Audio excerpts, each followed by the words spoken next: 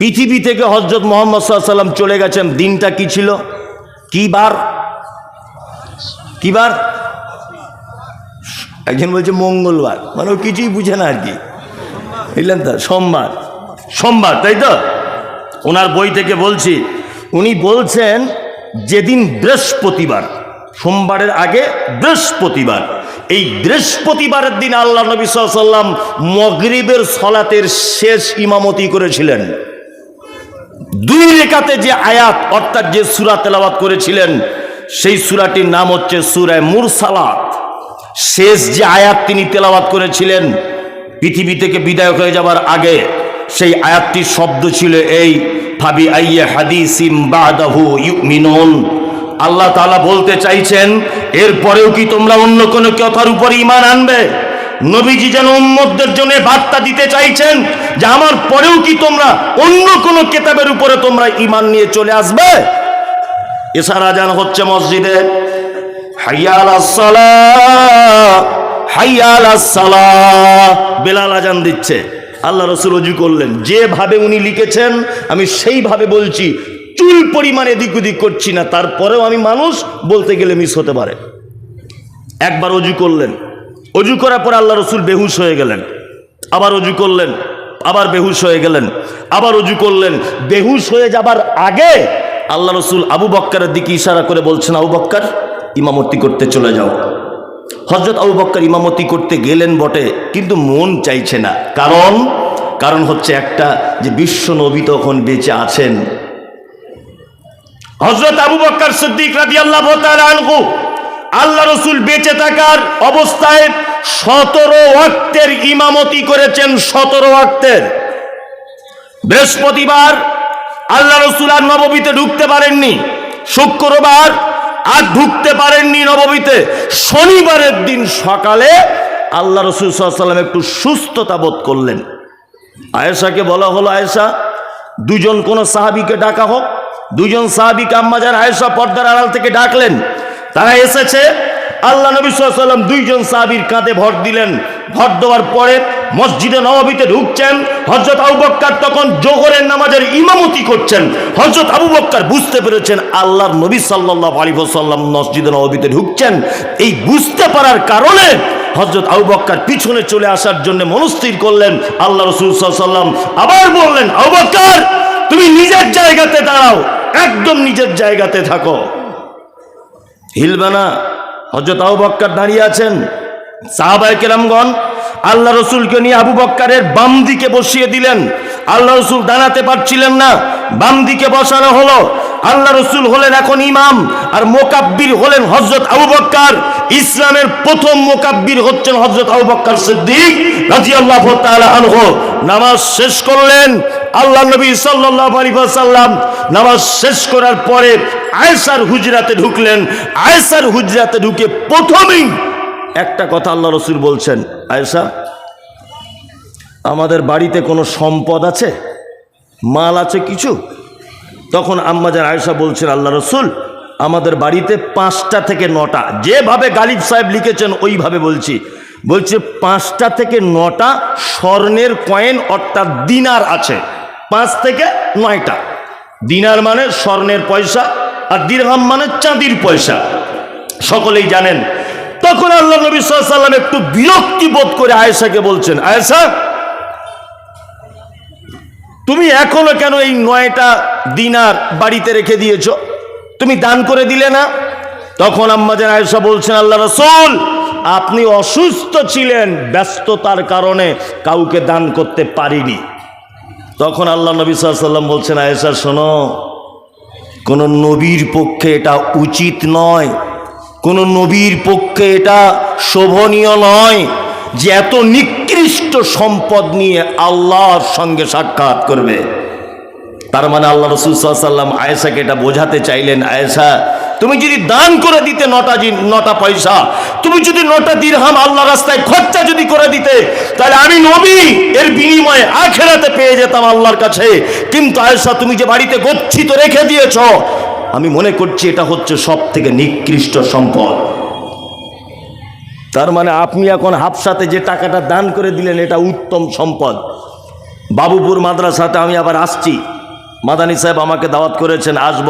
ওখানে আপনি যে টাকাটা খরচা করেন এটা হচ্ছে আপনার উত্তম সম্পদ, যেটা রেখে আপনি পৃথিবী থেকে চলে গেলেন বেটা বেটির জন্য, এটা হচ্ছে সব থেকে খারাপ সম্পদ। কারণ আপনি চলে গেলে মারামারি শুরু হয়ে যাবে। আপনার কবরের সাইটে 30 বছরে কোনোদিন রব্বির হামহুমা কামা রব্বায়ানি সাগীরা বলার কেউ থাকবে না। আল্লাহ তাআলা বলেন, আল্লাযী জামা মালা ওয়া আদ্দাদা, দুর্ভোগ তাদের জন্যে যারা তাদের সম্পদ জমা করে গুনে গুনে রাখে। ইয়াসাবু আন্না মালাহু আখলাদা, আর যারা এটা ভাবে আমার মাল আমাকে বাঁচাবে, কাল্লা, আল্লাহ বলছে কখনোই নয়। লায়ুম বাজান্না ফিল হুতামা, অচিরেই তাকে হুতামা নামক জাহান্নাম দেখানো হবে। ওমা আদরাকা মাল হুতামা, নবী আপনি জানেন হুতামা কাকে বলে? কোন জিনিস হুতামা এটা আপনি জানেন? আল্লাহ তাআলা তারপরে আবার বলছেন নারুল্লাহিল মুকাদা, এই জাহান্নামটা এমন জাহান্নাম, নারুল্লাহিল মুকাদা, এটা আমার প্রজ্বলিত নিজস্ব তৈরি করা আগুন। আল্লাতী তাত্তালিউ আলাল আফইদা, এই আগুনের এত তীব্রতা যে মানুষের অন্তঃকরণ পর্যন্ত পুড়িয়ে ছাই করে দেওয়া হবে। ইন্নাহা আলাইহিম মুসাদা, তাদেরকে জাহান্নামীদেরকে এই হুতামা নামক জাহান্নামে দিয়ে বেঁধে রাখা হবে। ফি আমাদিম মুমাদ্দাদা, লম্বা লম্বা বড় বড় খুঁটিতে তাদেরকে পেঁচিয়ে বাঁধা হবে। আচ্ছা বলুন তো দেখি, কিয়ামতের মাঠে যদি একটা মানুষকে আল্লাহ বলে, এই তুমি এইখানে দাঁড়াও, এক পা চলতে পারবে না, বলুন তো তার চলার ক্ষমতা আছে? কাউকে যদি বলে, এই তুমি এখানে বসো, তাহলে তার উঠে দাঁড়াবার ক্ষমতা আছে? নাই তো, নাই। তাহলে জাহান্নামে তো আল্লাহ ঢুকিয়ে দিবে, এটা তো এটাই শেষ করে দেওয়া যেত। কিন্তু আল্লাহ তারপর আবার বলছেন কি, বেঁধে রাখবো জাহান্নামে। কি চারটিখানি বড় কথা, বাঁধবেন কেন? গ্রামে যখন ছেঁচকি চোর, বুঝেন তো, বুঝেন? ছেঁচকি চোর আমাদের দেশের ভাষা হতে বলে, দেশ তো নয়, মানে ওই চলতি ভাষায় দেশ আর কি। দেশ হলে বাইরের রাষ্ট্র হতে হবে, দেশ বলতে ওই আর কি আমাদের 24 পরগনায় বলে ছেঁচকি চোর। ছেঁচকি চোর কাদের বলে? ওই যারা লোকের বাড়ি ছাগল চুরি করে, কারো হাঁড়ি চুরি করেছে, কারো কলা চুরি করেছে, মূল্য চুরি করেছে, এগুলোকে ছেঁচকি চোর বলে, ছুঁচকি বলে। তা আমার বাপজি বলে দিলেন, উনি তো আমার বাপজি, খুব অনেক দিনের পরিচিত, আল্লাহ ওনাকে জান্নাতবাসী করুক, ওনাকে ক্ষমা করে দিক, খুব ভালো মনের মানুষ। যাই হোক, সামনাসামনি বলছি না। তা চোর ধরা পড়েছে গ্রামে, এই গ্রামে। তখন কি করে, গ্রামের যে প্রধান হয়, মেম্বার হয়, ওই চোরটাকে ধরে ওই ল্যাম্প পোস্টে বাঁধে, আর বেঁধে দিয়ে কি বলে, হ্যাঁ ঠিক এই ভাষাটা, দেখি তোর কোন বাপ আছে আজকে এখান থেকে ছাড়াবে তোকে, দেখি তোর কোন বাপ আছে ডেকে আন যা। বলে কি বলে না? বলে, বলে। আল্লাহ তাআলা বলেন, খুযুহু ফাগুল্লু সুম্মা তাকিমু সাল্লু, অপরাধীদেরকে কিয়ামতের মাঠে তাদের হাতগুলো পিছন দিক দিয়ে বাঁধা হবে, আর বলা হবে, এই লকডাউন করে দিয়ে বাবরি মসজিদ বুলডুজার দিয়ে ভেঙে দিয়েছ, হ্যাঁ ওই যে ত্রিপুরাতে মসজিদ ভেঙে দিয়েছ, ওই যে আসামে ডিটেনশন ক্যাম্প তৈরি করেছ, ওই যে নিরীহ মানুষদের নাম কেটে বাদ দিয়ে দিয়েছো, তারা ভারতের নাগরিক নয় বলে। আমি আল্লাহ তোমাকে আজকে জাহান্নামে বেঁধে রাখবো, দেখি তোমার কোন বাপের বেটা আছে এখান থেকে হাত খুলে দেখাবে। আজকে বিচারকের বিচারক আমি আল্লাহ, পৃথিবীর কেউ নাই যে আজকে অপরাধীদেরকে এখান থেকে ছাড়িয়ে নিয়ে যাবে। কি বললাম বুঝলেন না? মানে আল্লাহ বাঁধবে, মানে নিজের ক্ষমতা দেখাবে, দেখি আমার কত ক্ষমতা দেখ। দুটো তিনটে পাপের কথা আপনাকে বলে দিলাম। আল্লাহ তুমি আমাদের এই পাপ থেকে বাঁচাও, বলুন আমিন, আমিন, আমিন। আরো কয়েকটা বড় বড় পাপের কথা বলে দিই, খুব বড় বড় পাপ। এক, আল্লাহ তাআলা বলছেন, কি বলছেন? আল্লাহ বলছেন, আরাআইতাল্লাযী ইউকাজ্জিবু বিদ্দীন, নবী আপনি কি তাকে দেখেছেন যারা কিয়ামতের দিবসকে অস্বীকার করে? এই কিয়ামত হবে এটা বিশ্বাস আছে তো? আছে না? আছে, সকলেরই আছে। কেমন হবে কিয়ামত? শুধু মুখে বলছে কিয়ামত আর কিয়ামত, মুখে বলছে মানুষ, আসলে যে জানি না যে কিয়ামত কার নাম। কিছুদিন আগে, খুব মনোযোগ দিয়ে শুনবেন, যার ভালো লাগবে না আস্তে আস্তে কেটে পড়বেন, কাউকে ব্যস্ত করবেন না। কিছুদিন আগে তুরস্কের মাটিতে একটা ভূমিকম্প হয়েছিল, দেখেছিলেন? দেখেছেন? বিজ্ঞানীরা মতামত পেশ করছে মিডিয়ার মাধ্যমে যে মাটি থেকে ৮,০০০ ফুট নিচেই ভূমিকম্পটা হয়েছে। ৮,০০০ ফুট নিচেতে। তার ফলশ্রুতিতে তুরস্কের বড় বড় বিল্ডিংগুলো থর থর থর থর থর করে কাঁপতে কাঁপতে কাঁপতে কাঁপতে সব ভেঙে পড়ে গেল। অজস্র নিরীহ মানুষ মারা গেল, নারী পুরুষ একেবারে ধূলিসাৎ হয়ে গেল। কত গৃহপালিত পশু, কত রকমের কত কিছু ভাঙা বিল্ডিংয়ের তলাতে পড়ে না খেতে পেয়ে পিপাসায় কাতর হয়ে এক পর্যায়ে তারা মারা গেছে। এগুলো সোশ্যাল মিডিয়াতে আপনারা দেখেছেন, দেখেছেন না? দেখেছেন। এটা হচ্ছে পৃথিবীতে ভূমিকম্পের নাম। কেমন করে হয় না, বিজ্ঞানীদের তত্ত্ব হচ্ছে যে এর তলাতে একটা স্তর আছে, ওখানে প্লেট দিয়ে সাজানো, হঠাৎ করে প্লেট সরে গেলে ভূমিকম্প হয়। এসব গাঁজাখড়ি গল্প। আমি মমতাজুল ইসলাম বিশ্বাস করি না। কি বললাম বুঝলে না? এমনিতে বলে দিয়েছে, এমনিতে বলে দিয়েছে। আসলে বিজ্ঞানের অনেক কথা কোরআনের সঙ্গে মারাত্মক সংঘর্ষ, মারাত্মক সংঘর্ষ কিছু কিছু কথা। জেনারেল শিক্ষিত ছেলেরা আমাকে বোকা বলবেন, আপনি বোকা লোক, এখন বিজ্ঞানের যুগে আর এই এত একটা ছোট কথা বড় কথা বলে দিলেন। কোরআনের সঙ্গে অনেক কথা সংঘর্ষ, অনেক কথাই সংঘর্ষ। এতদিন ধরে কিছুদিন একটা কথার সংঘর্ষ ছিল। কিছুদিন আগে নাসার বিজ্ঞানীরা প্রমাণ করেছে, বলছে এর উপরেও নাকি আর একটা জগৎ আছে যেখানে মানুষ বসবাস করতে পারবে।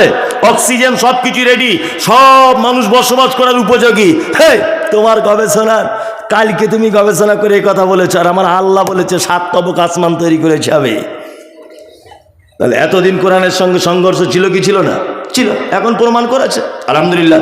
যাই হোক, তা বলছে এইরকম ভাবে কাঁপতে কাঁপতে পৃথিবীতে ভূমিকম্প হয়। কিয়ামতের দিনের ভূমিকম্প কেমন জানেন? আল্লাহ তাআলা বলছেন, ইজাজুল জিলাতিল আরজু জিলজালাহা ওয়া আখরাজাতিল আরদু আসকালাহা। অবশ্যই কিয়ামতের দিনের ভয়াবহতা, জিলজাল বড় কঠিন। কত কঠিন? আল্লাহ তাআলা বলছেন, ওয়া আখরাজাতিল আরদু আসকালাহা, নিচে থাকা ভারী সম্পদগুলিকে উপরে তুলে দেওয়া হবে। ঢালাই মেশিনে দেখেছেন মশলা যেমন মাখে, ঠিক কিয়ামতের দিনের ভূমিকম্প তেমন হবে। আল্লাহ তাআলা বলেন, কি বলছেন? ইয়া আইয়ুহান নাসু তাকু রাব্বাকুম ইন্না জালজালাতাস সাআতি শাইউন আযীম। নিশ্চয়ই কিয়ামতের দিবসের ভূমিকম্প বড় ভূমিকম্প।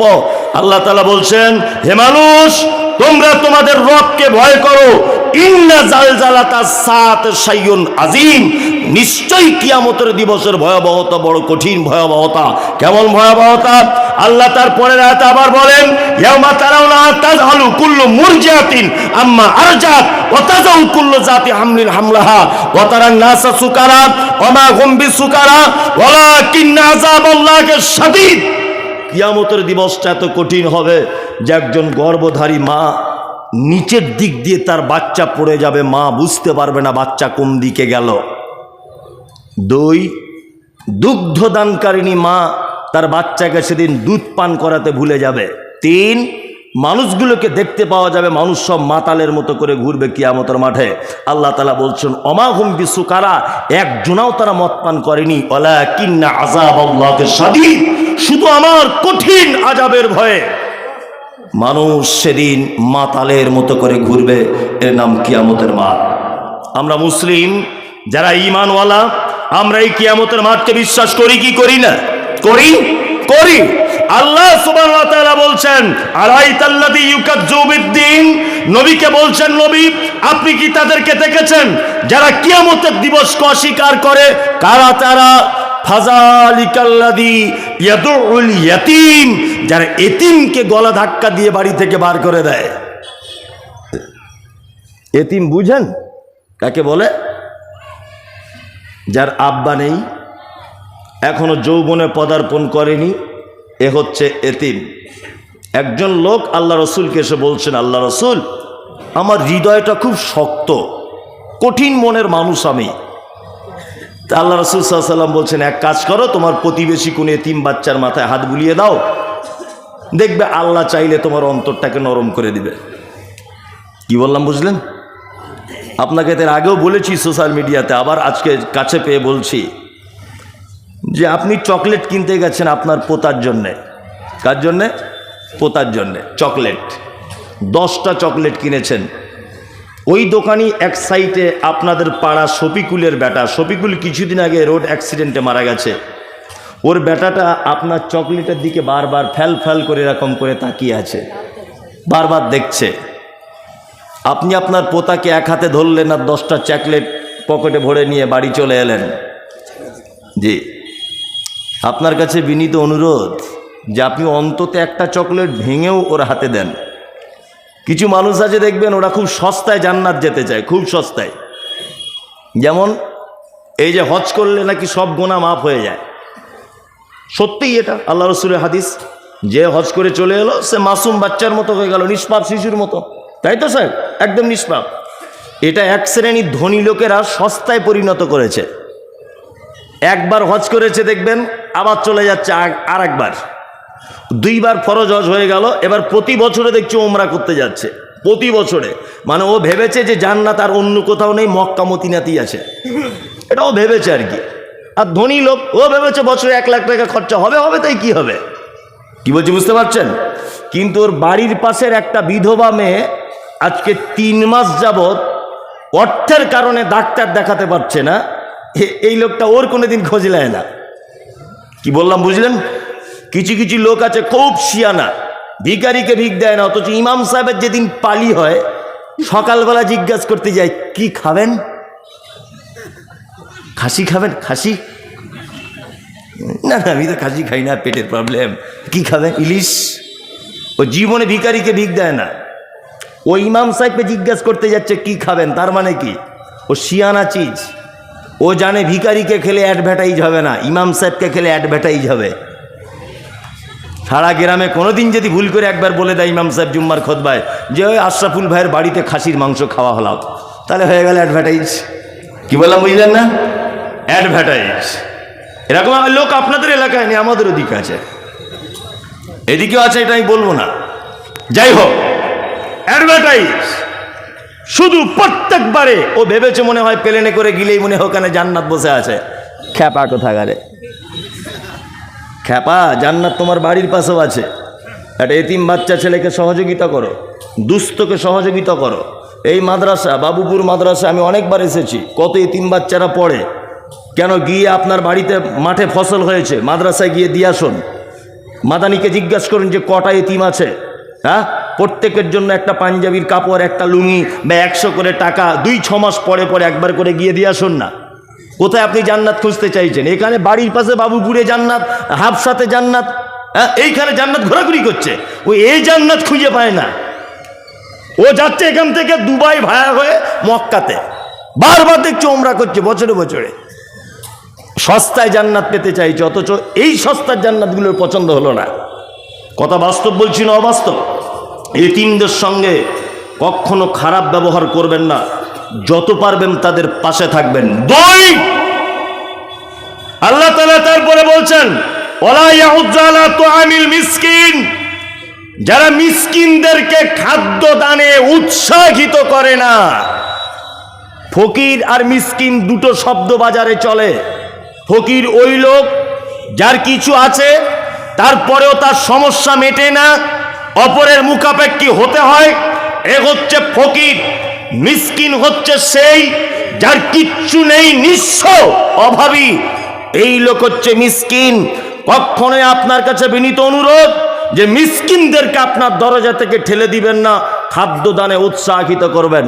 দরজাতে লা ইলাহা ইল্লাল্লাহ। আমি চোয়াপুকুর থেকে এসেছি, মা দুটো ভিক্ষা দাও। একজন এসেছে, এ পুরুষ মানুষ আর কি, বুঝলেন তো? তা লোকটা দরজাটা খুলেছে, ভিখারিকে দেখে বলছে এই কি করতে এসেছ? এই যে ভিক করতে এসেছি। তুই যে ভিক করতে এসেছি তো তোমার হাতে বড় ফোন কেন? হ্যাঁ, বড় ফোন নিয়ে ভিক করতে এসেছ? বা ওখান থেকে ঢং খুঁজে পায় না, বড় অ্যান্ড্রয়েড সেট নিয়ে ভিক করতে এসেছে। আর একটা মহিলা এসেছে, এসে বলছে খালা, ও খালা বাড়িতে আছো? কে? না, আমি এই বাবুপুর থেকে এসেছি, মেয়ের বিয়ের জন্য কিছু যদি দিতেন খুব ভালো হতো।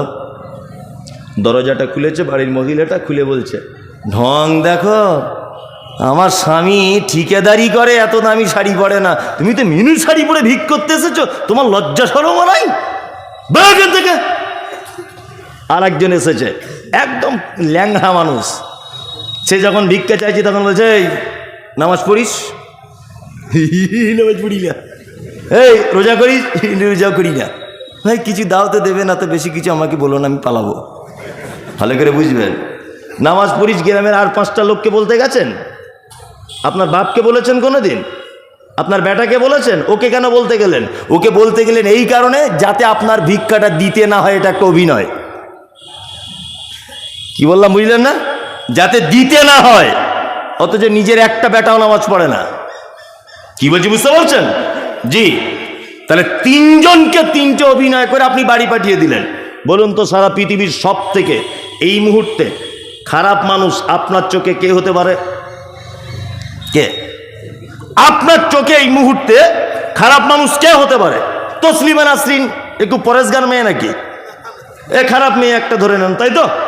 হ্যাঁ, আপনি ধরে নিতে পারেন এই দেশের মাটিতে অনেক মানুষ আছে যারা হযরত মুহাম্মাদের ব্যাপারে কটু কথা বলে, যারা মাদ্রাসা মসজিদের ব্যাপারে কুমন্তব্য করে। এরা ভালো লোক না খারাপ লোক? খারাপ লোক, তাই না? শুয়োর কুকুর ভালো প্রাণী না খারাপ? খারাপ। তা আল্লাহ সুবহানাহু ওয়া তাআলা এদেরকে রুজি দেয়।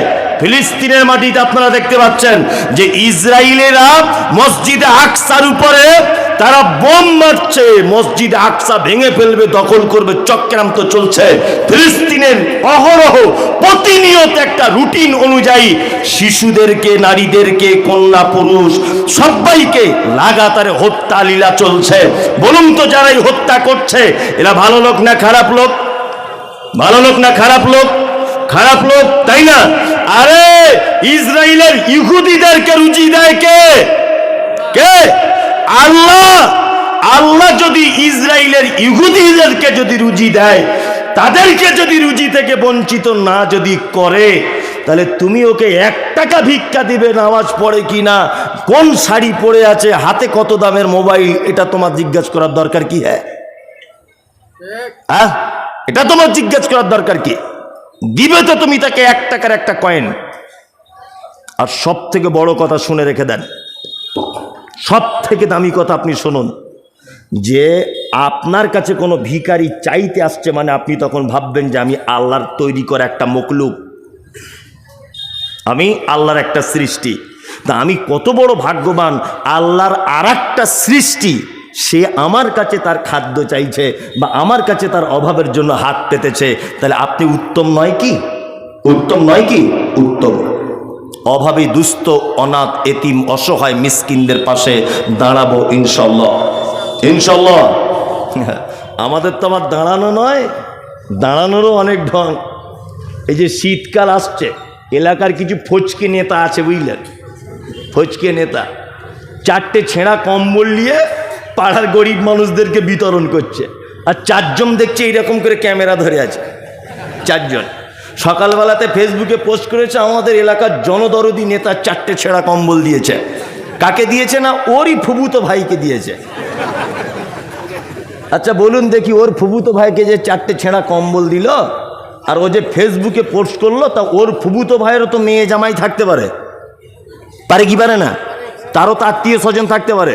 তা তার মেয়ে যখন সোশ্যাল মিডিয়াতে দেখবে যে আমার আব্বাসকে গরিব বলে রাস্তায় দাঁড়িয়ে কম্বল নিতে হচ্ছে আমার আব্বার, শ্বশুর বাড়িতে মেয়েটা আর বড় হয়ে কোনোদিন মুখ তাকিয়ে কথা বলতে পারবে? পারবে? পারবেন না। লকডাউনে কাকে 1 লিটার সরিষার তেল দিয়েছে, 4 বার দেখছি ফটো তুলে ছাড়ছে ফেসবুকে। কি দানির বেটা দানি! ফেরেশতারা কাঁচা কুঞ্চি রেডি করে রেখে তোমার পাছার চামড়া তুলে দিবে উল্টো পাল্টা যদি করো, বুঝলেন তো? রিয়া হয়ে যাবে। কি রিয়া? গোপনে গোপনে করুন, প্রকাশ্য দান করা যায়, অবশ্যই যায়। প্রকাশ্যে দান করা যায় অবশ্যই, সিররা ওয়া আলানিয়া, প্রকাশ্যেও করা যায়, গোপনেও করা যায়, তবে এটা পরিস্থিতির পরিপ্রেক্ষিতে করা হবে। এখন যেমন জলসা, জনগণ অনেক, এখানে আপনি যদি সবার সামনে দান করেন, তা আপনাকে দেখে আরেকজনও দিতে পারে। কি বললাম বুঝলেন? এই পরিস্থিতিতে গোপনে দিতে গিয়ে যেন আবার এই কাজ করিয়েন না। যাই হোক, আল্লাহ তাআলা বলছেন ওয়ালা ইয়াহুজ্জু আলা তুআমিল মিসকিন ফাওয়াইলুল লিল মুসাল্লিন। আল্লাহ তাআলা বলছেন দুর্ভোগ, আবার ওয়াইল একটা জাহান্নামেরও নাম বটে। আল্লাহ তাআলা বলছেন দুর্ভোগ ওই নামাজীদের জন্য। কারা? আল্লাযীনা হুম আন সলাতিহিম সাহুন, যারা সালাত আদায় করে, যারা নামাজ পড়ে অস্বস্তি সহকারে, বিরক্তি সহকারে, অস্বস্তি সহকারে, এদের জন্য আল্লাহ তাআলা বলছেন একটা জাহান্নাম আছে, তার নাম ওয়াইল। এরা দুর্ভোগ। এই তাহলে আল্লাহ নামাজীদের কথা বলছেন না বেনামাজীদের কথা? নামাজীদের কথা, মানে সাংঘাতিক গেঁড়াকল। নামাজিরা তাহলে ভাবছে এই মৌলবী প্রতি বছর আনবো, আমাদের ব্যাপারে কিছু বলছে না, যারা নামাজ পড়ে তাদের জাহান্নাম পাঠিয়ে দিচ্ছে। এই খ্যাপা কথাকারে আমি কেন বলবো? আল্লাহ এই কথা বলছেন। কি বললাম বুঝলেন না? এবারে এইটার একটু দুনিয়াবি কথা দিয়ে আপনাকে বোঝাই যে আল্লাহ কেন এই কথা বলছেন। এক, আমাদের সমাজে 4 কোয়ালিটির নামাজি পাওয়া যায়। কত কোয়ালিটির? 4। 1, শুধু জোহরে যায়, আসরে যায়, মগরিবে যায়, এসাতে টাইম পায় না, ফজরে ঘুম ভাঙে না, এই এক কোয়ালিটির নামাজি। 2, শুধু মাসে 4 দিন যায়, জুম্মার দিন কটা। 3, আরেক শ্রেণীর লোক আছে শুধু 2 দিন যায়, ঈদুল ফিতর, ঈদুল আজহা। 4, আরেক শ্রেণীর মানুষ সালাত আদায় করে, 5 ওয়াক্তই করে, কিন্তু না জেনে করে। 30 বছর লোকটা নামাজ পড়ছে। চাচা দুয়ায় কুনুতটা বলো তো। আমি কি আর জানি, বয়স হয়ে গেছে, এত বড় দুয়া। বলে হাসছে দাঁত বার করে। চাচাকে 5 টাকা কম দেন দোকানদার, ও ঠিক বুঝতে পেরে যাবে। ও ঠিক জ্ঞান আছে যে 2 টাকা কম হয়েছে, কিন্তু কুনুত জানে না। ওই লোকটাকে দেখতে পাবেন কি না, রুকুতে গিয়েও সেজদাতে গিয়েও সামি আল্লাহু লিমান হামিদা, সবাই বলছে রব্বানা লাকাল হামদ। ও চাচা তুমি যে 30 বছর নামাজ পড়ছো, সব জায়গাতে তো তুমি ঠোঁট লড়াচ্ছ, বলছো কি? তুমি তো দুয়া জানো না। হে জানো না, তুমি বলো কি? তার মানে তুমি মসজিদে গিয়েও ধোঁকাবাজি করছো। ঠিক বলছি কিনা বলুন? এরকম লোক আছে না নাই? 30 বছর বয়স, একটা নামাজি এখানে আসুক, একটা নামাজি যে ও দুয়া শেখার চেষ্টাটাও করে না, দুয়া শেখার চেষ্টাটাও করে না। তবে অনেক মসজিদে এরকম পরিবেশ আছে, দুয়া শেখানো হয়, বইপত্র রাখা আছে, কিন্তু এটা তদন্ত করলে পাওয়া যাবে অনেক মানুষই আছে 30 বছরের নামাজি, সব দুয়া জানে না। আছে না? অবশ্যই আছে। ও তাহলে বলে কি? মানে ও মসজিদে গিয়েও ধোঁকাবাজি করে, ইকামতও জানে না বলছে। ওই যে বলছে ইকামতও জানে না। আছে না নেই? তাহলে এরা সালাত আদায় করে, কিন্তু না জেনে কি করে। এবার আপনাদেরকে আমি একটা প্রশ্ন জানতে চাইছি, আমার জানা নেই, আপনাদের কাছ থেকে জানতে চাইছি। 1, যারা শুধু জুম্মাতে পড়ে, যারা 2 ঈদে পড়ে, 1 ওয়াক্ত যায় 1 ওয়াক্ত যায় না, আর যারা দীর্ঘদিন যাবত না জেনে পড়ছে, আচ্ছা বলুন তো এই 4 জনের ভিতরে নামাজি কে? হ্যাঁ, আমি তো জানা নেই বলে আপনাকে জানতে চাইছি। কে নামাজি কেউ আছে? আসলে ঘটনা কি জানেন তো, আপনার ছেলে মাধ্যমিক পরীক্ষা দিবে এবার, ভালো করে বুঝুন। আমার তো হাদিস কোরআনে বেশি বুদ্ধি নাই, আমি বড় বড় আলেমদের বক্তব্য শুনি, তারপর পড়াশুনো করে এইগুলো বলি আর কি, আমার যোগ্যতা খুব কম। তা আপনার ছেলে মাধ্যমিক পরীক্ষা দেবে, 4টে সাবজেক্টে তার পরীক্ষা হবে, ধরে নেন ও 3টেতে পেয়েছে 100-100, 3টেতে কি 100-100, আর একটাতে পেয়েছে 0-0-0। বলুন তো রেজাল্ট আউট যেদিন হবে, পাস না ফেল? 3টেতে তো 100-100, একটাতে 0, এই কারণে টোটাল যখন আনা হচ্ছে ফেল, তাই না? জোহরে 100-100, আসরে 100-100, মগরিবে 100-100, এসাতে 100-100, ফজরে ঘুম ভাঙেনি তাই 0, তাই না? তার মানে বোঝা গেল ফেল, হবে নামাজি। তাই না? আবার অনেক মানুষের এইটাও দাবি আছে, মৌলভী সাহেব নামাই না পড়তে পারি, ইমান চাঙ্গা, বুঝে না? বলছে বেশি ফটর ফটর করো না, নামাই না পড়তে পারি, আমার ইমানের কোনো দুর্বলতা নাই, জীবনে হারাম খাই না, জীবনে কোনোদিন অপরাধমূলক কাজ করি না, এইরকম লোক আছে না নাই? হ্যাঁ, মানে ওর চরিত্র কেমন? পাছা আগলা মাথায় টুপি, পাছা আগলা মাথায় টুপি, এ হচ্ছে এই লোকের মতো। কিছু লোক আছে, আপনাকে একটা কথা বলে দিচ্ছি, শুনে রেখে দেন। লোক মারা গেছে একটা লোক, তাই ইমাম সাহেব জানাজার সামনে দাঁড়িয়ে বলছে আসসালামু আলাইকুম, মনোযোগ দিয়ে শুনবেন, কেউ চিল্লামিল্লি করবেন না। আমাদের গ্রামের ফটিক ভাই মারা গেছে, খুব ভালো লোক ছিল, ভুল ত্রুটি করে থাকলে আল্লাহর রাস্তায় ক্ষমা করে দেবেন, ঋণ টিন করে থাকলে ওর বড় বেটাদেরকে বলবেন, পরিশোধ করে দেবে ইনশাল্লাহ। আর সকলেই মাইয়েতের জন্য একটু দোয়া করে দিবেন, যাতে আল্লাহ ওনাকে জান্নাতবাসী করুক। এই গ্রামে হয় না, আশেপাশে অনেক বেদাতি গ্রামে হয়। আর কি বলে, মেয়েদের তরফ থেকে 12টা খতম দোয়া হয়েছে, আর ছেলেদের তরফ থেকে 22টা খতম, টোটাল 40টা খতম ওই মৃত্যু মানুষের নামে, ফটিক ভাইয়ের নামে বক্সে দেওয়া হলো, আল্লাহ জানে এর বিনিময়কে জান্নাত দিয়ে দেয়। আচ্ছা বলুন তো, ইমাম সাহেব আর 1000 জানাজার মুসল্লি সবাই মিলে যদি দোয়া করে যে আল্লাহ ওকে জান্নাত দাও, ওকে জান্নাত দাও, লোকটা জীবনে কোনোদিন নামাজ পড়েনি, সম্ভব না? আছে? আছে? সম্ভব না? খুব কম। ঘটনা ঠিক এরকম, আমার বেটা আমাকে বলছে আব্বা মিলিটারির চাকরি করব, আমাকে বলছে, বোঝানোর জন্য বলছে, আমার ছেলের 12 বছর বয়স, সত্যি নয়, বলছে আব্বা মিলিটারির চাকরি করব। আমি চিন্তা কর, ও ছুটে মাঠে রান করেছে, একদম ফার্স্ট, লিখিত পরীক্ষায় একেবারেই ফার্স্ট, মৌখিক পরীক্ষায় একেবারেই ফার্স্ট। আমার আর ছেলে আমাকে বলছে আব্বা 2 লাখ টাকা একটা অফিসার চাইছে, তাছাড়া হবে না। আমি বললাম কোনো ব্যাপার না, আমার জলসা করার টাকা, গাদা টাকা, যত পারবিলে 2 লাখ দিয়ে দিলাম। বলছে আব্বার একটা পরীক্ষা বাকি আছে। বলছি কি? বলছে একটু ফিতেটা নিয়ে হাইটটা দেখবে আমি কতটা সাইজ। সব কিছুতে আমার ছেলে 1 নাম্বার, 2 লাখ টাকাও দিয়ে দিয়েছি, কোনো অসুবিধা হয়নি। মাপতে গিয়ে দেখছে আমার ছেলের সাইজ 3.5 ফুট। বলুন তো মিলিটারিতে চাকরি হবে? কিয়ামত পর্যন্ত হবে আমার বেটার চাকরি?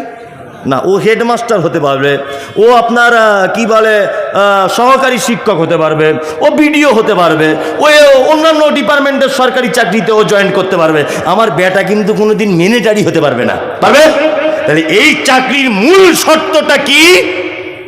একদম বডি একদম সিংহের মতো হতে হবে, হাইটটা একদম জুত করে হতে হবে, তাই না? সিনাটা খুব চওড়া হতে হবে, তাই তো? এইগুলো হচ্ছে মেন। তারপরে মাধ্যমিক, উচ্চ মাধ্যমিক এই লেভেল থাকলেও তোমার চাকরি হয়ে যাবে, কোনো সমস্যা নেই। মৌলভী সাহেব জাকাত মিস নাই, দান মিস নাই, জীবনে কারোর সঙ্গে অশান্তি ঝগড়া নাই, সবার সঙ্গে সম্পর্ক ভালো, শুধু নামাজ নাই, আমি কি জান্নাত যেতে পারবো? এই সবটাতেই ফার্স্ট ক্লাস, হাইটে শর্ট। এই চাকরির জন্য যেমন শর্ত হাইটটা, ঠিক আল্লাহর জান্নাতে যাবার একজন মুসলিমের মূল শর্ত হচ্ছে সলাত। যার সলাত নেই তার জান্নাত নেই। আপনাকে এবার একটা আশ্চর্য কথা বলি। আজকের আপনাদের জলসার যিনি প্রধান অতিথি ছিলেন আব্দুল হামিদ ফাইজি আল মাদানি, ওনার ভাইপো এটা বসে আছেন, একদম আপন নিজের ভাইপো, সাকিব আল বুখারী। আবার আমার বন্ধু ঠিক বলবো না, ও আমার থেকে অনেক জুনিয়র, তবে একই মাদ্রাসায় একই সময় একই রুমে থেকেছি, খেয়েছি সব একসঙ্গে, তা আমার থেকে ওর বয়স কম। যাই হোক, তা আব্দুল হামিদ ফাইজি আল মাদানি অনেক বই লিখেছেন, প্রায় 200টা ছোঁয়া ভাব বাংলায় বই লিখেছেন। তার ভিতরে একটা বই লিখেছেন জানাজা দর্পণ।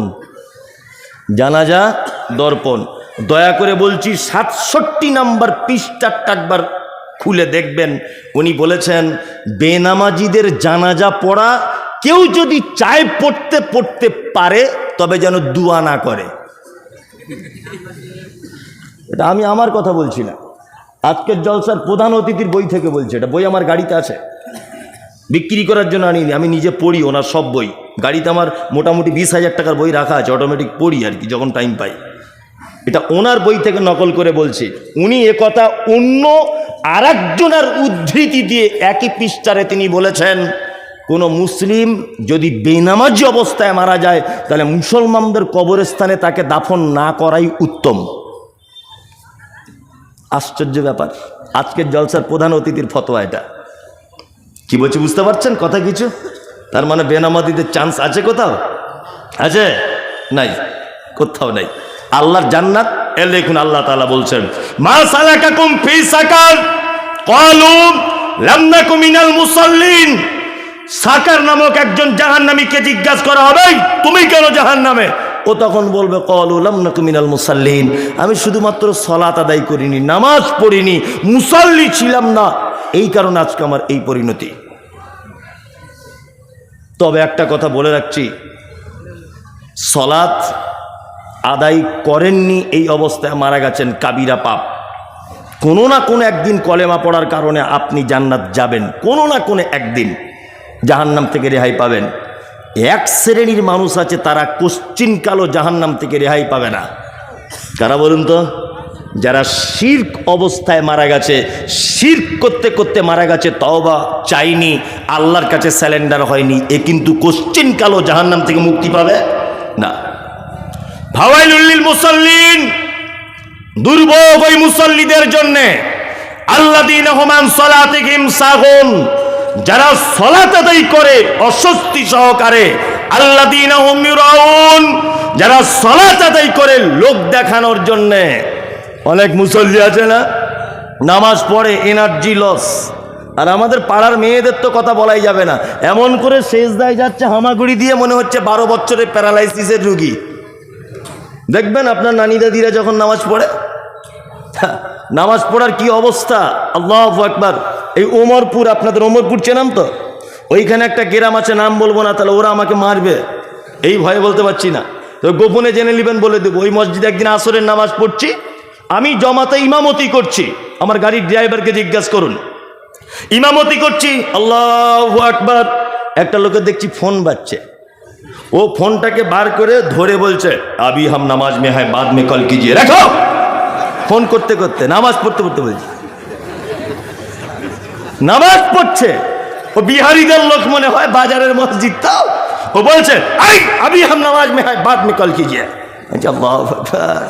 এই যদি নামাজের ভিতরে এই বলে, তাহলে বাহিরে হলে কি করতো? এই হচ্ছে আমাদের নামাজ পড়ার ঢং। নামাজ পড়ছে, পাছা চুলকাইছে, আবার কেউ টুপি নিতে মনে নেই, ভুলেই গিয়েছে, ধরে নেন টুপি দিতে। টুপির সঙ্গে তো নামাজের কোনো সম্পর্ক নেই, আছে? আছে? নাই। তবে আজকে আরকানুল ইসলাম বলে একটা মুজাফফর বিন মহসিন সাহেব বই লিখেছেন, ফতোয়া আরকানুল ইসলাম, ওতে লিখছিলাম যে, দেখছিলাম যে আল্লাহ রসুল কখনো যে খালি মাথাতেও নামাজ পড়েছেন এই মর্মেও কোনো হাদিস পাওয়া যায় না। কখনো পাগড়ি দিয়েছেন, কখনো টুপির উপরে পাগড়ি পড়েছেন, যাই হোক, তা টুপির সঙ্গে পাগড়ির সঙ্গে নামাজের কোনো সম্পর্ক নেই। এটা একটা সুন্দর পোশাক, আপনি পরবেন এতটুকুই। যাই হোক, টুপি পরতে মনে নেই, টুপিটা পকেট থেকে বার করলি, বাবা মাথায় দিলি, একরকম হলো। ও আবার ঢং করে বার করে জুত করে ফুঁক দিয়ে টুপিটা ফুলিয়ে তবে মাথায় দিচ্ছে, ওর নামাজ বাতিল। কারণ মাদানী সাহেব আছেন, উনি জানেন যে নামাজের ভিতরে কোনো কাজ চলবে না। কি বললাম বুঝলেন? এই যে টুপি বার করলেন, জুত করে ফুঁক দিলেন, ঝেড়ে নিলেন, ফুলিয়ে তবে মাথায় দিলেন, এটা কাজ কি কাজ নয়? কাজ তো, নামাজ বাতিল হয়ে যাবে। হোক সাবধান, আল্লাহ তাআলার ভাষা শুনুন। আল্লাহ তাআলা বলছেন তারা সালাত আদায় করে কিন্তু ভক্তি সহকারে করে না, ইউরাউন। আর তারা দুর্ভোগের ভিতরে, যারা সালাত আদায় করে লোক দেখানোর জন্যে, লাস্ট ওয়ায়ামনাউন আল মাউন, আল্লাহ তাআলা বলছেন দুর্ভোগ তাদের জন্যে যারা তার প্রতিবেশীকে সামান্য উপকার করা থেকে নিজেকে আটকে রাখে। প্রতিবেশীকে উপকার করা থেকে কি করে? নিজেকে আটকে রাখে। এক কথা জিজ্ঞেস করে নি, জি, খোঁটা দেয়, প্রতিবেশীকে কিছু দিয়ে, অভাবী দুস্থ মানুষকে কিছু সহযোগিতা করে না, ধনী মানুষের বাড়িতে গরিব মানুষের বাড়ি পাশাপাশি, কাউকে খবর নেয় না, সে যদি তার বাড়িতে কিছু চাইতে যায় তাহলে দেয় না। অথচ মুহাম্মদ সাল্লাল্লাহু আলাইহি ওয়াসাল্লাম এই কথা বলেছেন কি, কোন প্রতিবেশী যেন আরেকটা প্রতিবেশীর দেওয়ালে কাঠ বা কুঞ্চি এই জাতীয় কোনো জিনিস যেন টেক লাগিয়ে রাখতে যেন নিষেধ না করে। খুব কঠিন ব্যাপার। আমার সময় তো 11টা পর্যন্ত। আচ্ছা আচ্ছা আচ্ছা, ঠিক আছে ঠিক আছে, আমি ঠিক জায়গাতেই আসছি। এখন আমাকে বারবার কি বলছে আপনারা বুঝতেই পাচ্ছেন সব। তবে আমি এটা আপনাদেরকে আর একবার বলে দিচ্ছি, লালগোলা এলাকাতে আমি যে জলসা করেছি আগে, মানে কোনো গ্রাম বাদ নাই, তাই না? আর সুর করে করে খুব আদায় করেছি আমি, কিন্তু এখন আর করি না, এখন আর করি না। আদায় টোটালি করেন না, না করি তো ওইরকম বানিয়ে বানিয়ে দোয়া করা হাদিসে মানা আছে, ওই জন্য আর করি না, ওই জন্য আর করি না। মাদানী সাহেবরা বুঝতে পারছেন। যাই হোক, তারপরেও আদায় করার অনেক রকমের ক্যাপাসিটি থাকবে, এর ভিতরে আদায় করে নিতে হবে। আচ্ছা যাই হোক, এবার আপনাদেরকে সব বিষয় বাদ দিয়ে জান্নাতে যাবার একটা সহজ রাস্তা বলে দিচ্ছি, ইনশাল্লাহ আমল করব, ইনশাল্লাহ ইনশাল্লাহ। এক, বলুন তো পৃথিবীতে কোনো মানুষের মাধ্যমে জান্নাত যাওয়া যায়? যায়? পৃথিবীতে কোনো মানুষের মাধ্যমে জান্নাত যাওয়া যায়? যায়। পিতা মাতার সেবা করার মাধ্যমে জান্নাত যাওয়া যায়। কি বললাম বুঝলেন? হ্যাঁ, এদের সেবা করার বদৌলতে এদের মাধ্যমে কোথায় যাওয়া যায়? জান্নাত যাওয়া যায়। পৃথিবীতে আর কাউকে সেবা যত্ন করে আপনি যে জান্নাত চলে যাবেন এরকম কোনো ব্যাপার নয়। আল্লাহ নেকি দিবে অফুরন্ত, কিন্তু পিতা মাতার সেবা যত্ন তাদের সঙ্গে সদ্ব্যবহার করলে কোথায় পাওয়া যায়? জান্নাত যাওয়া যায়। আপনাদের এখানে পিতা মাতারা সেবা যত্ন পাচ্ছে তো? আচ্ছা, এই যারা বেটা বসে আছেন, বাপ মাকে দেখছেন? বাপ মা বুড়ো হয়েছে, কেমন সিস্টেমে খাচ্ছে বেটাদের কাছে? পালি সিস্টেম, মানে ওর বাপ মসজিদের ইমাম সাহেব আর ওর মা মুয়াজ্জিন, মানে এইরকম একটা ব্যাপার আর কি, তাই না? আবার যদি একদিন এদিক ওদিক হয়ে যাচ্ছে, একদিন বৌমারা কি বলছে, কেন ক্যালেন্ডার দেখে খেতে পারো না? ক তারিখ হলো আজকে? আবার কেউ মিষ্টি করে বলছে, আমাদের তরকারি কি খুব মিষ্টি, ছেড়ে যেতে মন চায় না। বলে কি বলে না? বলে। বিনীত অনুরোধ, মরা মানুষের মতো বসুন, আমি 10 মিনিট একটা তথ্য আপনাদেরকে আমি পেশ করছি, দেখুন তো কেমন হয়। এক,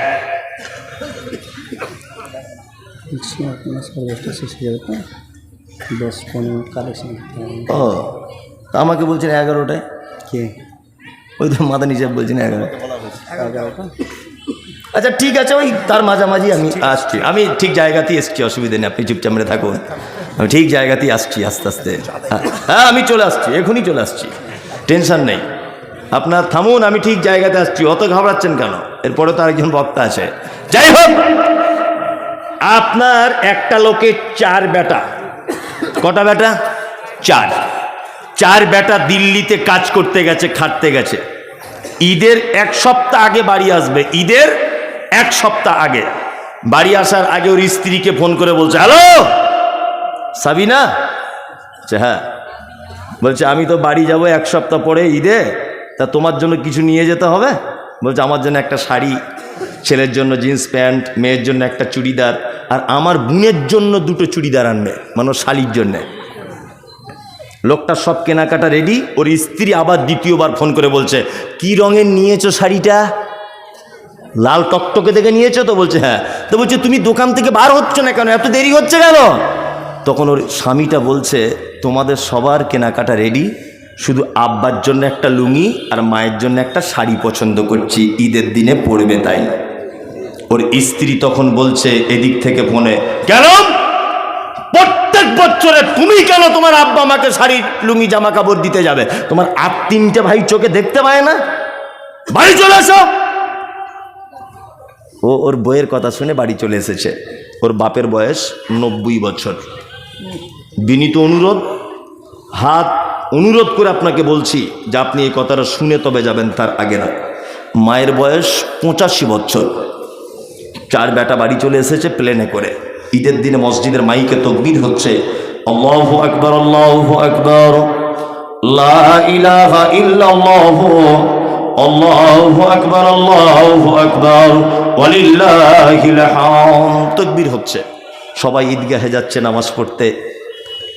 আপনার 4 ভাইয়ের 2 তলা বাড়ি বলে 4 ভাই সিদ্ধান্ত নিয়েছে, মা বুড়ো হয়ে গেছে তো সিঁড়ি দিয়ে উঠতে পারবে না, ওই জন্য ছোট ভাইয়ের সিঁড়ির তলাতে একটা মশারি টাঙিয়ে মাকে রেখে দিয়েছে। তোমার মা খুব ক্লান্ত কণ্ঠে, কাঁপা কাঁপা কণ্ঠে তোমার আব্বাকে বলছে, আব্দুল্লাহর আব্বা তুমি নামাজ পড়তে যাবে না ঈদগাহে? বলছে যাব তো, গোসল করব, কল টানতে পাচ্ছি না, কোথায় জামা কাপড় আছে খুঁজে পাচ্ছি না। পেচ্ছাবে জড়িত কাপড় তোমার মা মশারির ভিতর থেকে বার হয়ে বাক্স থেকে একটা গত বছরের তোমার বড় বোনের দেওয়া পাঞ্জাবি ছিল, ওটা বার করে তোমার আব্বার হাতে দিয়ে বলেছে যাও ঈদগাহে নামাজ পড়ে এসো। তোমার আব্বা ঈদগাহে গেল, 90 বছর হাতে লাঠি নিয়ে কাঁপতে কাঁপতে তোমার আব্বা ঈদগাহে নামাজ পড়ার শেষে সবাই বাড়ি চলে এসেছে। তোমার আব্বা আস্তে আস্তে আস্তে আস্তে করে এসে তোমাদের মেন গেটের দরজার সামনে বসেছে। দুপুর 2টো তখন বাজে। 4টে বৌমা একজনেও কেউ খোঁজ নিল না, 4টে বেটা 12টা পোতা পুতিন কেউ খোঁজ নিল না। দুপুর 2টো পর্যন্ত 2টো গোস্ত আর 2টো পরোটা তোমার আব্বার হাতে কেউ দিল না। তোমার মা ঈদের দিনে পেচ্ছাপ পায়খানা করে মশারির ভিতরে কাপড় জড়িয়ে শুয়ে আছে। 4টে বৌমা থাকার পরে কেউ তাকে গোসল করালো না। কেন এ অত্যাচার? হ্যাঁ, তোমার মায়ের যে পৃথিবীতে সব থেকে বড় অপরাধ আছে, তোমার মা এই গ্রামের একজন পর্দানাসীন মহিলা। তোমার মায়ের অপরাধগুলো বলি। তোমার মা এই গ্রামের সব থেকে পর্দাশীল মহিলা। জীবনে কোনোদিন কোনো পরপুরুষের মুখ দেখায়নি, কোনো পরপুরুষের সামনে দাঁড়িয়ে মুখ তুলে কথা বলেনি। কিন্তু তোমার এই মা তোমার মতো অপদার্থ ছেলেকে জন্ম দিতে গিয়ে লালগোলার হাসপাতালে পরপুরুষ ডাক্তারের সামনে উলঙ্গ হয়ে বেডের উপরে শুয়ে গিয়েছিল তোমাকে জন্ম দেওয়ার কারণে। যে মা কাউকে মুখ দেখায়নি, তোমার মতো বেটা জন্ম দিতে গিয়ে তার লজ্জাস্থান পর্যন্ত পরপুরুষকে দেখিয়ে দিয়েছে। এটা তোমার মায়ের জীবনের 1 নম্বরের বড় অপরাধ। তোমার মায়ের আজকে 2 নম্বরের অপরাধ, তোমার মায়ের মাথার চুল হাঁটু পর্যন্ত দুলতো কালো, কুচকুচ কুচকুচ করছো তোমার মায়ের মাথার চুল। তোমার মতো বেটাকে জন্ম দিতে গিয়ে হসপিটালের বেডে তোমার মায়ের কালো চুলগুলো লাল রক্তে জমাট বেঁধে গিয়েছিল। এটা তোমার মায়ের জীবনের 2য় বড় অপরাধ। তোমার মায়ের 3 নম্বরের অপরাধ, তোমার মা জীবনে কোনোদিন ইনজেকশন দিত না, ভয় করত। ডাক্তারখানাতে গেলে ইনজেকশন দিতে পারতো না। তুমি যখন পেটে ছিলে ডাক্তারবাবু বলেছে বাচ্চা সোজাসুজি থাকার কথা, বাচ্চা টেঁড়া হয়ে লেগে গেছে, এখনই সিজার করতে হবে। তখন তোমার মা সেদিন কাঁদো কাঁদো কণ্ঠে ডাক্তারের 2টো হাত ধরে বলেছিল, ডাক্তারবাবু যদি আপনার কাছে ধারালো কোনো অস্ত্র যদি থাকে, আপনি আমার পেট কেটে আমার ছেলেকে পৃথিবীর আলো দেখান, আমি তার মুখ দেখলে আমার সব বেদনা দূর হয়ে যাবে। তোমার মা সেই দিনের পেট কাটার ব্যথার অনুভব আজও 85 বছর বয়সে মশারির ভিতরে শুয়ে শুয়ে করে। তোমার মায়ের অপরাধের কথা বলি। চিকিৎসা বিজ্ঞানীরা বলেছে প্রত্যেক দিন একটা মা তার বাচ্চাকে 8 বার করে দুধ পান করায়। একবারে 250 গ্রাম দুধ পান করাতে হয়।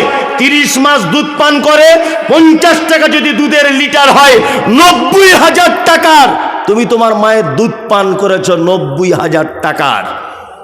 তোমার বাপের অবদান কথা তুমি ভুলে গেছো? তোমার বাপ তোমাকে ভালো স্কুলে পড়াবে বলে 60 বছর বয়সে দুর্গাপুরে রাজমিস্ত্রির লেবার খাটতে গেছে, মশলা মেখে সিঁড়ি দিয়ে কাঁপতে কাঁপতে কাঁপতে কাঁপতে উঠছে। তোমাকে ভালো মিশনের ছাত্র হিসাবে দেখতে চায়, এটা তোমার আব্বা। কোরআন কি বলছে? কোরআন বলছে ইয়াসালুনাকা মাযা ইউনফিকুন কুল মা আনফাকতুম মিন খাইরিন ফালিল ওয়ালিদাইন ওয়াল আকরাবিন ওয়াল ইয়াতামা ওয়াল মাসাকিন ওয়া বনিস সাবিল ওয়া মা তাফআলু মিন খাইরিন ফাইন্নাল্লাহা বিহি আলিম। আল্লাহ নবী সাল্লাল্লাহু আলাইহি ওয়াসাল্লামকে জিজ্ঞাসা করা হচ্ছে, নবী আমরা যত খরচা করি, যত ব্যয় করি, উত্তম ব্যয়ের জায়গা কোনটা, উত্তম খরচা কোনটা? তখন আল্লাহ কোরআন দিয়ে নবীকে বলছেন, কুল নবী আপনি বলুন, মা আনফাকতুম মিন খাইরিন ফালিল ওয়ালিদাইন, তোমরা যে খরচাগুলি করো তোমার পিতা মাতার জন্য, এটা হচ্ছে সব থেকে পৃথিবীর উত্তম খরচা। কি বললাম বুঝলেন? বাপ মায়ের জন্য কিছু খরচা করুন, এটা হচ্ছে পৃথিবীর উত্তম খরচা। কে বলছেন? এটা আল্লাহ কোরআন মাজিদে বলছেন।